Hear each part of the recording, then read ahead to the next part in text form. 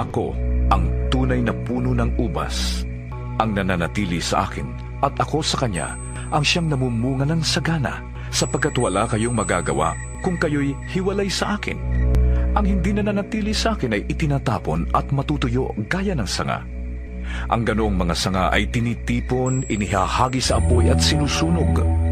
Kung nananatili kayo sa akin at nananatili sa inyo ang aking mga salita, hingin ninyo ang anumang ibig ninyo at ibibigay yun sa inyo. Napaparangalan ang Ama kung kayo'y namumunga ng sagana, at sa gayon, napapatunayang kayo'y mga alagad ko. Kapatid, mula sa talinghagang ito, mapapansing itinatanong ng Panginoong Hesus kung tayo bilang isang Kristiyano ay tunay na namumunga. Sa panahon ngayon, marami ang nagpapahayag o nagsasabing sila'y Kristiyano. Ngunit ang tanong ni Hesus ay hindi ang pariralang, regular ka bang dumadalo o sumasamba tuwing linggo? Regular ba ang pagbibigay mo ng ikapo? O pinagbuti mo ba ang iyong mga pagganap? Kundi malinaw na itinatanong sa talinghaga na kung ikaw ba bilang Kristiyano ay namumunga. Ipinapahiwatig nito sa ating mga gawa na hindi sapat ang titulo, hindi sapat ang tradisyon, hindi sapat ang relihiyon, dahil ang tunay na Kristiyano ay may resultang bunga. At ito ang bunga ng pagsunod, pagbabagong buhay, katapatan at katwiran.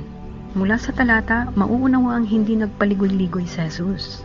Sinabi niya ng tuwiran ang malupit na mga pananalita, ngunit totoo na ang hindi namumunga ay pinuputol at itinatapon sa apoy na tumutukoy sa apoy sa impyerno. Hindi ito kwento ng paghihiganti, kundi ng katotohanang espiritual na dapat nating pag-isipan ngayon. Nang sabihin ni Jesus ang katagang ang hindi nananatili sa akin, pansinin natin ang unang linya. Hindi sinabi ni Jesus ang hindi nakakaalam sa akin, ang hindi dumadalo sa gawain, ang hindi relihiyoso. Ang sinabi niya ay ang hindi nananatili sa akin. Ibig sabihin na posible pala na kilala mo siya, binibigkas mo ang pangalan niya, nasa paligid ka niya, ngunit hindi ka pa rin nananatili sa kanya. Ang pananatili ay hindi pagkakakilala lamang. Ito ay patuloy na ugnayan gaano ka man kaabala sa buhay. Hindi ito minsanan, hindi bisita, hindi tuwing may kailangan lamang, at hindi kapag naisip o naalala mo lang siya. Ngayon mababasa ang katagang kapag hindi tayo nananatili bilang sanga sa puno ng ubas na naglalarawan kay Jesus, ay tulad ng sangang itinatapon at natutuyo. Napakahalaga nito. Pansining hindi agad sinabi ni Jesus na sinusunog. Ibig sabihin na may proseso muna.